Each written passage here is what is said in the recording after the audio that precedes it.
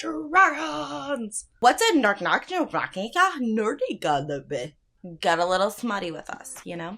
Hello and welcome or welcome back. My name is Becca, so if you don't know me, now you do. So today, it's time for my September reading wrap-up, and why should you care? Why? There are so many reading wrap-ups. Why should you give a shit about mine? Let me tell you, I had a little mini 5-star streak. Now, it was 3 books, but I'm going to take it. Listen, this year's been rough. I'm going to take the W, you know what I'm saying. So, one of them did break the streak, but it wasn't a bad book. It just wasn't a 5-star feel. I read 4 3/4 books in September. One of them was an audiobook, and 3 of them were physical copies, and then the 3/4 one, I'm almost done with it. So, 3/4 of it belongs to September and another quarter in October. I guess I'll count it for October, but it's I read the bulk of it in September. So I'm talking about it now. From the shit I have seen lately on TikTok about the ending of this book, can you not post about the ending of a book? I'm fine if you're the ending, me before, me after, and you're devastated. Or you're what was that ending? I get that. But I have seen things on there about, also, I saw someone post for Fourth Wing, one of the biggest, reveals in the first book, just casually, they were making a video and they're me when I find out blah, blah, blah, blah, blah. And they have it written on the screen. And I'm the level of fucking pissed I'd have been if I saw that before I had read the book. So don't be those people, you know? Let's be cool. Let's have everybody have the same experience with the book. So if I see an Iron Flame spoiler before I'm done with it, so help me God, I will raise the wrath of the dragons. Although my dragon is a little tiny dog, but he's got some wrath, I'll tell you. So I am going to start with the 3 books that I gave 5 stars because I read them in that order, baby. If you have not been paying attention on my social media, or if you're from my social media, hi, hello, good to see you, girl. Good to see you. Or bro, I have some guy friends on there, some guy pals. Love you too. If you're not from my social media, and so you have seen none of this, I had a little mini affair in my heart against all other books when I read Fourth Wing this month. Now listen, I guess in the September month, in the month of September, Fourth Wing, I freaked out on social media. I could not believe that the hype had gotten so big in my mind that I thought that this could never live up to it. Girl, was I wrong? What vibe this gave me was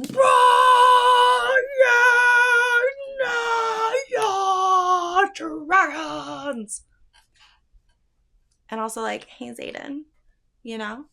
So it was amazing. It was incredible. Let me tell you why. I think, so first of all, I love fantasy. I love fantasy. I love high fantasy. I love every kind of fantasy. If it's fantasy, give it to me. If it's make-believe, if it's not of this world, sister, I'm there. So I love that. This is different in that it's very turnkey fantasy. I could just immediately get into the story and get into the characters. It was amazing. So many fantasy books. Even Red Rising, which I have beef now with the book talk, because they gave me shit for taking this book and putting it in Aubyn's hands when he was finishing up reading Morningstar in Red Rising. And here's the thing. I rated Red Rising 4 stars, and I rated this baby 5.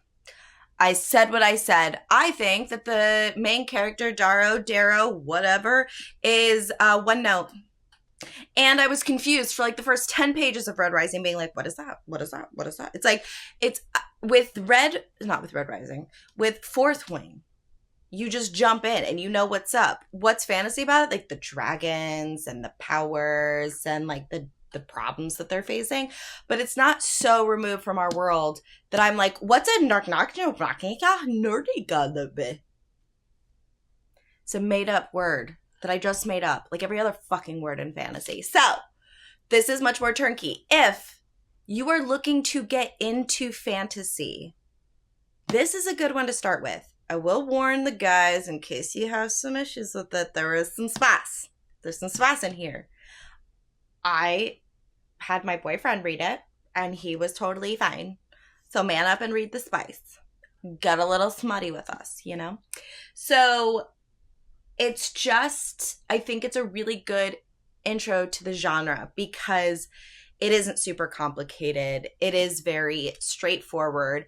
And the characters bring so much to it. Like, I love so many of the characters in here. And I think that what I like about spice is when it is put in where it's appropriate. Not appropriate like prude appropriate. I just mean like it makes sense where they put it in. That's when I like spice. And this made sense to me. I think when it gets, I'm just like not one of those people that like likes more smut than plot. If that's you, go off, queen. But for me, I like when my spice, I didn't even crack open my monster. I like when my spice makes sense. Because then I can, like, be in it. Otherwise, I'm like, I thought we were doing something else right now. But I guess this takes precedence.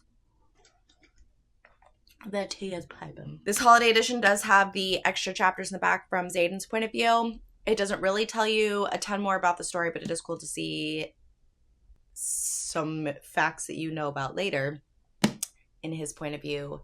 I liked it for that reason. And she's gorgeous. This holiday edition... Girl, please. The paperback just came out with the dragons on the side. Do I need 2 copies? Maybe. I honestly think maybe because I do recommend this book to everyone now. Hi, Ashton, if you're watching. I recommended this book to everyone now, and now I need to have a paperback that I can give to people. Because I'm not giving this copy, but I will give the paperback. My Fall TBR. If you haven't seen that video, go watch it, babe. But that video... There's like over 50 books, which I just said I've read 4 books this month. So like as if, right? As if. But that wasn't even a good Clueless impression. Let's try again. Like she goes like, ugh, as if. That was better. As if. So I knew that I needed a palette cleanser between fourth wing, because so much of my TBR is fantasy and sci-fi. It's a lot. So I was like, okay, well, I have other books on my TBR for this reason, because I'm so good at knowing myself, which then I slipped in. You'll see why that's funny in a second. The 7-year slip. Slipped in. Oh, God. Thank God I find myself funny because it's the only person I'm going to be with till I die. So, 7-Year Slip by Ashley Poston. This is not in a series with Dead Romantics. However, I do recommend reading Dead Romantics and then reading 7-Year Slip. I read Dead Romantics in, I think, March of this year. And 7-Year Slip, they're not connected.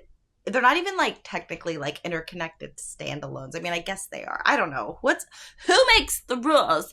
But you do get like a little cameo in here that you would really only recognize if you read Dead Romantics first. And that was super cute and super fun. I think this book I gave this book 5 stars. When actually I think I gave Dead Romantics 4. But 7-Year Slip is basically about this apartment that is magical. So if you haven't read Ashley Poston, a lot of her stuff is magical realism. Or all of the stuff that I've read by her so far is magical realism.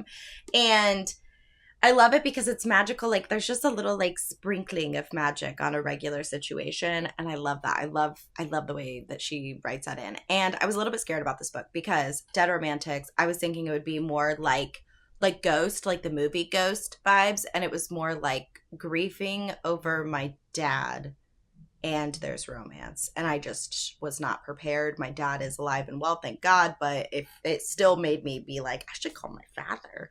So I was a little bit concerned with 7-Year Slip that it would be more sad than I was hoping for, and there is grief in it, so trigger warning there is grief in it, but it's about a magical apartment that is, what is it? It's like, I can't think of the word, but the main character's aunt leaves it to her in her will. And basically this apartment, for whoever is living in it, it transports back 7 years in time. And like she learns about grief, she learns about herself. And I think what's really cool about this one is that it really does show that timing is absolutely everything, which I've always, not always, I could have learned that younger. It would have been better for me. But timing really is everything with life, like with jobs, with a spouse, with reading the right book at the right time. Like it's all timing, right? And what this book though really like hit home for me, because I knew this, but it just like stuck it in deeper, which is that sometimes, especially with like romantic love, right? Or even with friendship. Like I always say with people that are in my life, I always felt like if a person becomes my friend, they're my friend for life, and would get disappointed and hurt when they ended up not being that, because we grow up and we grow apart, or we have different interests, or we work at a different place, like whatever. And I realized that like they're in your life for a reason, they're in it for a season, or they're in it for a lifetime. I was single 9 years before meeting Aubin, and I always was like, it would have been so much nicer if I had had him during this thing, or if he could have met these people or whatever. And this book was cool because it really made me think about the fact that like if I met him earlier, I wouldn't have been the person I was when he met me. And the person I was when he met me is who he fell in love with. And I wasn't that person yet. So that's really cool. And I know, really cheesy. It's making me cheese out. But still. So anyway, this was really good. I think it was a really cute read. I don't know that it's like fall like coded, but it didn't feel summery to me. Like fall seems like a good time to read this. Like, I don't know. It just feels cozy, and because you're just like wanting to be home in this apartment. And so I loved it. It was 5 stars. And I'm really, really excited to read. It's a novel love story. I know that has kind of mixed reviews, but after I don't know, I loved this one. So I'm excited to add it to the TBR. Well, it's on the TBR. To add it to the physical TBR at some point in time. You never know. You never know. Okay. So the third 5-star book for the month for me was one that actually I was being indecisive about my fall TBR and what to read next. And Aubin chose it for me. And he chose great because it's One Dark Window by Rachel Gillig. And this one is about basically a girl and it feels historical, right? Like it's fantasy, but it's like back in time, as most fantasy feels like it is, right?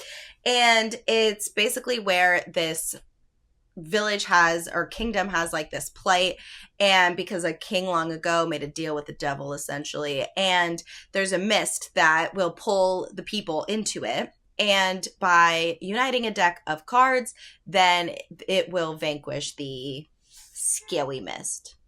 Excuse me. And the magic system is really easy and really cool because, I say easy because, again, I think this is another great book if you're wanting to get into fantasy and aren't quite like to high fantasy level. I think that starting with a Sarah J. Maas to get into fantasy is like diving in the Olympic deep end off the high dive. Like it's just going straight in, which is fine, but like hard if you're not already into the genre. This is another great one because the magic system is simple. The magic comes from this deck of cards. It's like tarot cards, and it comes from a deck of cards. Whoever is holding the card has the power. Very simple. What's also really cool is at the beginning of each chapter, I'm just going to go to chapter 1 so I don't spoil anything for you. Each one starts with like its own little card. So it's like its own tarot card. And it's so good. I love the way that it's written. I love the characters. It says right on the front, like maiden, monster, martyr, like is the monster her? Like Elspeth needs a monster, the monster might be her. So you learn very quickly that like it even says on the back, she needs more than luck to stay safe in the eerie, mislocked kingdom of blunder. She needs a monster. She calls him Nightmare, an ancient, mercurial spirit trapped in her head. So it's kind of, it's funny because it's kind of like Fourth Wing in that like there's somebody in the main character's head that like you can hear their thoughts, but no one else can, which is like Fourth Wing with the dragons. So that's really fun. And this is just a duology. So the second one is going to be the book I read. I think it's going to be the book I read after the book I'm currently reading, but I may do a palette cleanser in between. But One Dark Window, 5 stars. It was so good. It was compulsively readable. I read it very, very quickly, and it was just so beautifully written. It was very lyrical. It was very eerie. I think it's perfect for fall because it just has like spooky vibes without like, murder or like, I don't know. No one's like missing necessarily. The cards are, but the people are not. 5 stars. Okay, so the audiobook that I listened to this month and the last book that I officially completed in September was Everything I Know About Love by Dolly Alderton. I always want to say Dolly Parton. Dolly Alderton, which I'll put here. And I got it through the Libby app. So thanks, Libby. You're a real one. I rated that one. I think I rated it 3.5 stars. But I gave it 4 on Goodreads to be nice. But I think it's 3.5 in my mind. I really liked the writing. The dry sense of humor I know kind of gets people sometimes. But my family on my dad's side is British. So the dry humor I find funny. I find it funny. I don't find it so dry. I really enjoyed it. I think that it's a book every girl in their 20s needs to read. I would have even liked to have read this like my senior year of high school before going to college and being out on my own. I think that like I would have appreciated this book because I learned a lot of the shit in that book the hard way. I really like the way that she writes. I think some of it, I was kind of like, okay, I get it. Like, let's keep going. I think it could have been a little bit shorter, and it wasn't even that long. I just eventually was like, okay.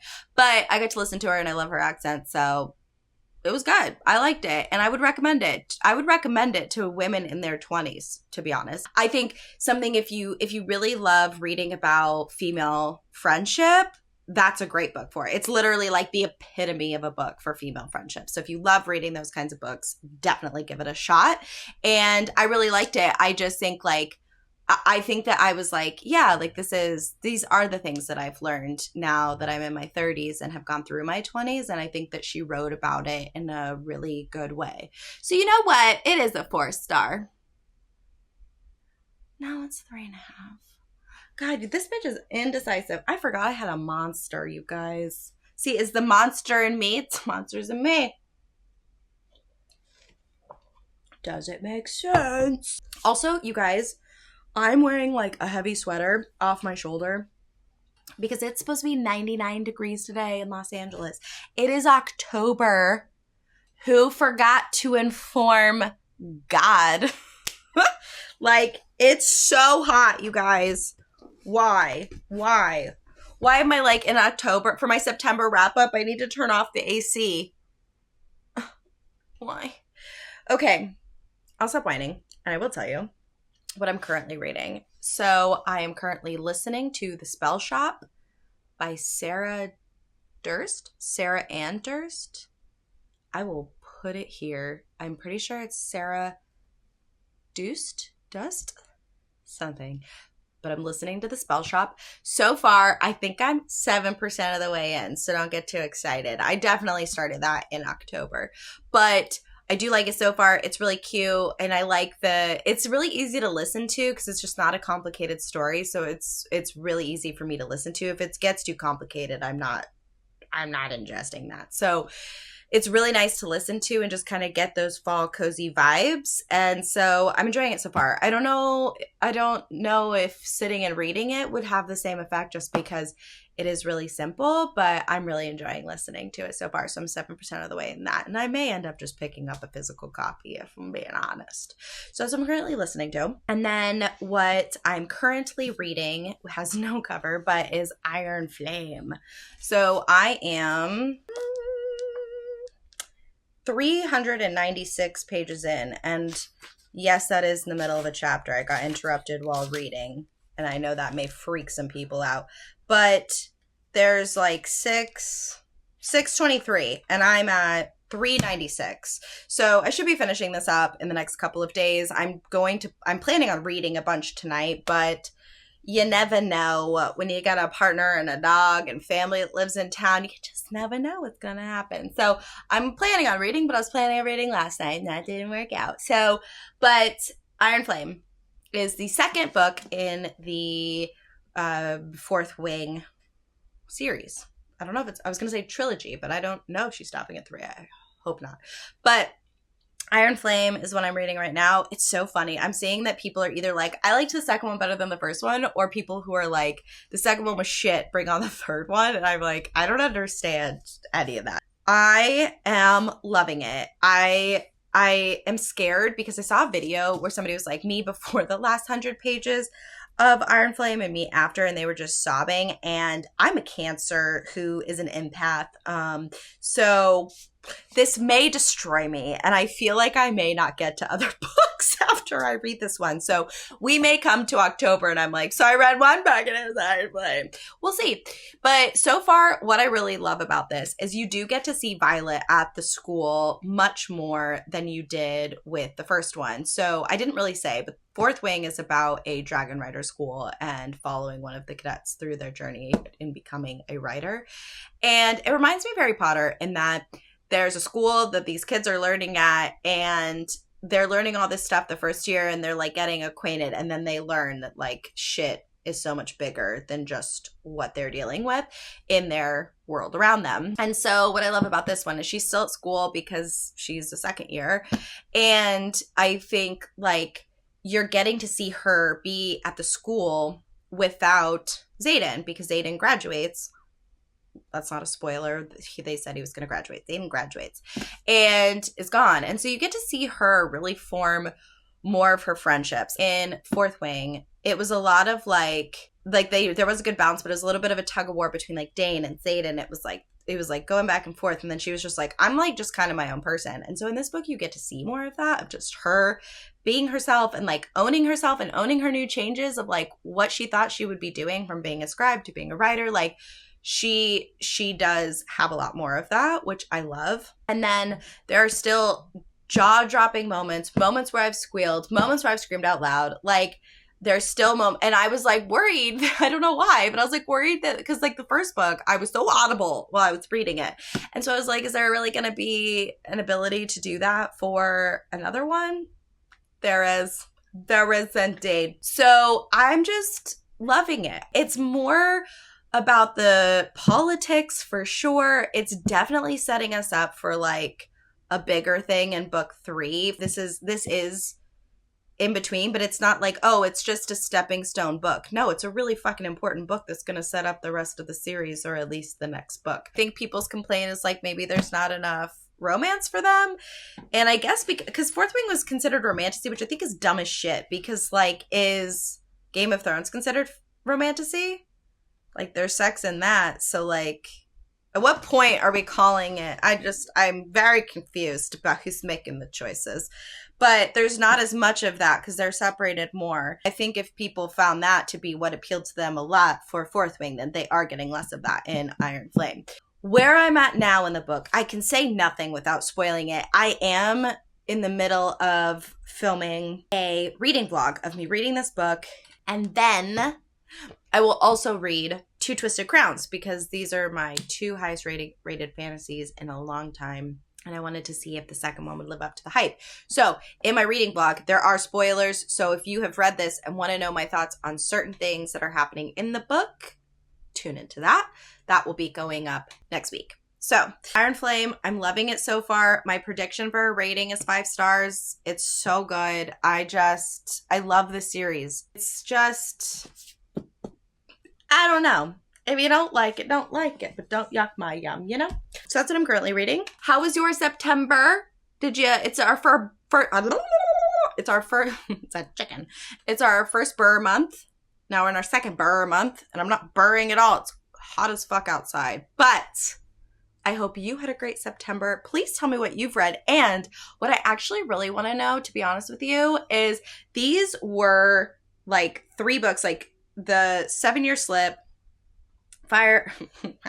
Fourth Wing, 7-Year Slip, and One Dark Window were the most I think I've had of a 5-star streak in a minute. So I'm curious of when was your last 5-star streak and what were the books? In the description box below, all my social media is linked, as well as my Linktree shop, which will lead you to all of the books that I talk about ever on any video. So if you're ever curious about what I'm specifically talking about, they're all there for you as well. Subscribe for more books and a lot more sarcasm. If you haven't checked it out yet, you definitely should read the books that are on my Fall TBR, because there's more than 50 books across genres, and I gotta know which ones are also on your list and if you think I'm missing any from that one. So you let me know, and I'll see you over there. Bye!